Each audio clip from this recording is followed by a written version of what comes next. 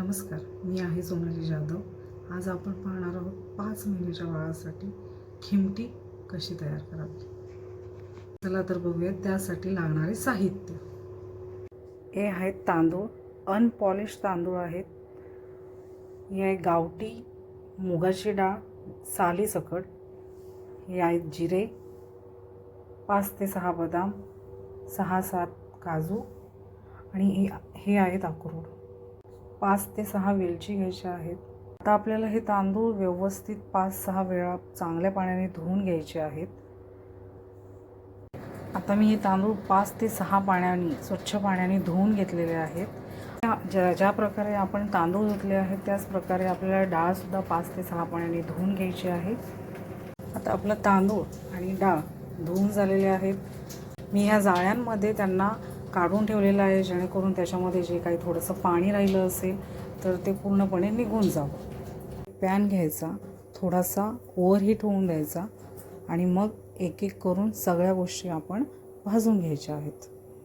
सांगायचे विसरून गेले, आपण आपल्या खिमटीमध्ये शेंगदाणेसुद्धा टाकणार आहोत. हे बघा, एक एक करून अशा प्रकारे आपल्याला सगळ्या गोष्टी एक एक करून भाजून घेऊयात.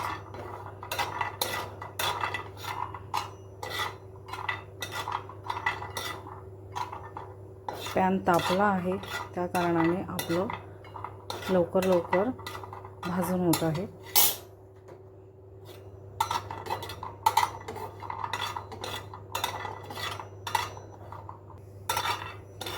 जास्त कुठलीही गोष्ट आपल्याला करपवायची नाही आहे. आता आपले शेंगदाणेसुद्धा भाजून झालेले आहेत. जास्त प्रमाणात त्यांना करपवायचं नाही आहे, जास्त भाजायचं नाही आहे, नाहीतर करपट स्वाद लागतो. पॅन तापलेला आहे, तो बंद करायचा. गॅस बंद करून मग जिरा भाजून घ्यायचा आणि शेवटी पॅनमध्ये वेलची टाकायची, जेणेकरून ती थोडी गरम होईल. आपल्याला सोलायला जास्त त्रास होणार नाही. आणि जेव्हा आपण हे सगळ्या पदार्थ एकजीव करून मिक्सरला लावू, त्यानंतर ह्या गोष्टी पटकन पिसून निघतील. जिरा खूप लवकर भाजला जातो, त्यामुळे दक्षता घ्यावी गॅस बंद करून, कारण आपला पॅन ऑलरेडी तापलेला असणार आहे. तर गॅस बंद करायचा, नंतर जिरा टाकायचा आणि जिऱ्याचा वास सुटला की लगेच त्याला तव्यावरून काढून घ्यायचा. गॅस ऑन केला आहे आणि ह्याच्यामध्ये आपण टाकणार आहोत आता आपले धुतलेले तांदूळ. आपल्याला तांदूळ आणि डाळ हे फास्ट गॅसवरतीच भाजायचे आहेत, कारण की ह्याला खूप जास्त वेळ लागतो. जर आपण कमी गॅसवरती भाजत बसलो तर आपला खूप वेळ जाणार आहे. त्यामुळे फास्ट गॅसवरती सतत ह्याला हलवत राहायचं आणि भाजत राहायचं. हे बघा, तांदूळ आता थोडेफार भाजले गेलेले आहेत, पण आपल्याला अजून ह्याला भाजायचं आहे. थोडा ब्राउनिश कलर यावा लागेल. आणि जेव्हा हे तांदूळ भाजले जातात तेव्हा त्याचा वेगळा सुगंध येतो. तुम्हाला दिसत असेल की ह्याला थोडासा आता ब्राउनिश कलर येत आहे. बघा, आपले तांदूळ भाजले गेलेले आहेत आणि वासही खूप सुंदर येत आहे. आपल्याला खूप कच्चे तांदूळ ठेवायचे नाही आहेत, भाजायचे आहेत व्यवस्थित. थोडासा ब्राउनिश कलर यायला हवा आहे आणि त्याचा वाससुद्धा सुगंधसुद्धा सुटायला हवा आहे. आपले तांदूळ भाजून झालेले आहे. आता आपण याला काढून घेऊयात आणि डाळीला भाजून घेऊयात. सुद्धा आपल्याला फास्ट गॅसवरती तशाच प्रकारे भाजून घ्यायची आहे.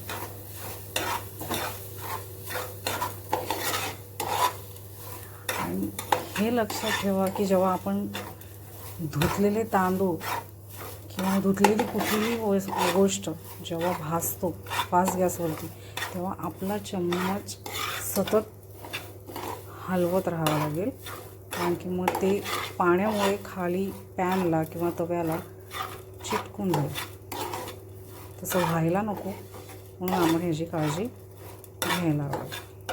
आपली डाळसुद्धा भाजून झालेली आहे, थोडी ब्राउनिश झालेली आहे.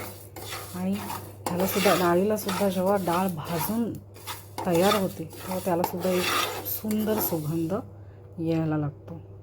आपण ज्या गोष्टी सगळ्या भाजून घेतलेल्या आहेत. आपले साहित्य आपण एक एक करून सगळे भाजून घेतलेले आहेत. ते ड्रायफ्रूट्स, वेलची आणि जिरे पावडर एकत्र करून मिक्सरमधून आपल्याला पिसून घ्यायचे आहेत. तोपर्यंत आपल्या डाळ आणि तांदूळ भाजून घेतलेले आहेत, ते थोडेसे गार होतील. अशा प्रकारे आपल्याला सगळ्या गोष्टी मिक्सरमध्ये टाकून घ्यायच्या आहेत.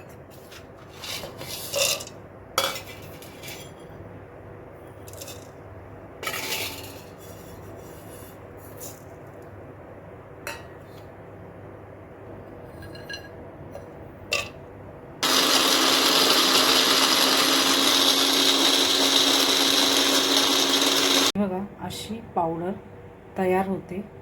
त्यानंतर आपण आता आपले जे डाळ आणि तांदूळ भाजून घेतलेले आहे ते सुद्धा मिक्सरमधून पिसून काढायचे आहे आणि त्याची पावडर तयार करायची आहे. आपण भाजून घेतलेले डाळ आणि तांदूळचं एक पावडर तयार झालेलं आहे. आता ते पावडर आपण अशा प्रकारची चाळणी असते ह्याच्यामधून आपल्याला ते चाळून घ्यायचं आहे, जेणेकरून जो काही मोठे दाणे राहिले असतील तांदळाचे किंवा ड्रायफ्रूट्सचे किंवा डाळीचे, तर ते आपल्या वाळाच्या खिमटीमध्ये जाणार नाहीत.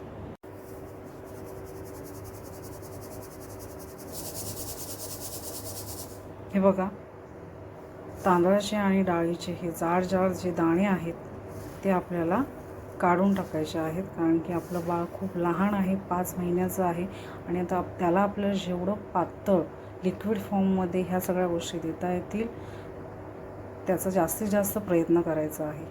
त्याला जे ड्रायफ्रूटचे आपण पावडर बनवलेले आहे ते सुद्धा चाळून घ्यायचे आहे.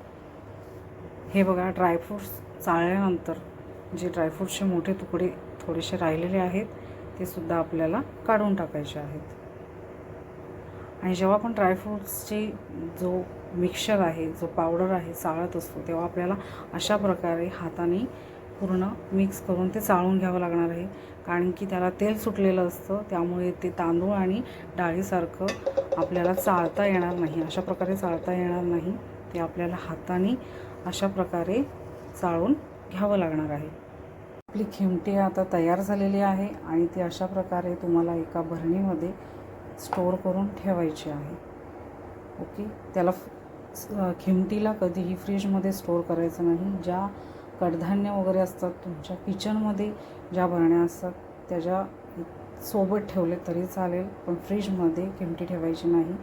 आणि ही खिमटी जेव्हा तुम्ही तयार करून ठेवता, भाजल्याचं कारण एकच आहे की ती लॉंग लास्टिंग असते, म्हणजे खूप काळ टिकून राहते आणि आपल्या बाळाच्या पोटासाठी पण ती योग्य असते. कारण जर त्याच्यानंतर शिजवल्यानंतर ती खूप व्यवस्थितपणे शिजली जाते, कारण ती लिक्विड फॉर्ममध्ये असते. ती आपल्याला दाबून बघता येत नाही की ती शिजली आहे की नाही, पण आपण त्याला थोडं 5 ते 10 मिनटं शिजवली, भाजलेली कुठलीही वस्तू जेव्हा 5 ते 10 मिनटं आपण शिजवतो तेव्हा ती व्यवस्थितपणे शिजलेली असते. चला तर मग 5 महिन्याच्या बाळाला खिमटी चालू करणे हे मला डॉक्टरनी सजेस्ट केलं होतं, कारण की माझं बाळ 1 महिना हॉस्पिटलमध्ये ॲडमिट होतं, काचेमध्ये होतं. त्याला माझं पुरेसं दूध मिळालं नाही. जे ब्रेस्ट फिडिंग आपण करतो ते मी जास्त प्रमाणात त्याला करू शकत नाही आणि पावडरच्या दुधामुळे बाळाला जास्त प्रमाणात पोषण मिळत नाही. त्यांना जे आवश्यक जीवनसत्व लागतात, जे पोषण लागतं त्याच्या बॉडीसाठी रिकवर होण्यासाठी, त्या गोष्टी आपल्या एकतर स्तनपानामुळे होतात पूर्ण, किंवा मग जे आपल्या नॅचरल गोष्टी असतात, भात, तांदूळ किंवा ड्रायफ्रूट्स, ह्याच्यामधून त्या सगळ्या गोष्टी त्याला मिळतात. त्यामुळे त्यांनी मला सजेस्ट केलं, माझ्या डॉक्टरांनी, की जर त्याला तुझं स्वतःचं दूध योग्य प्रमाणात मिळत नसेल तर तू 5व्या महिन्यातच त्याला खिमटी तयार करून म्हणजे लिक्विड फॉर्ममध्ये त्याला पाजायला सुरुवात कर. सो थँक्यू माझा व्हिडिओ बघितल्याबद्दल. आणि जर तुम्हाला माझा व्हिडिओ आवडला असेल, माझ्या सगळ्या गोष्टी जर तुम्हाला चांगल्या वाटल्या असतील की हे तुमच्या बाळासाठी योग्य आहे, तर मला लाईक, शेअर, कमेंट करा. धन्यवाद.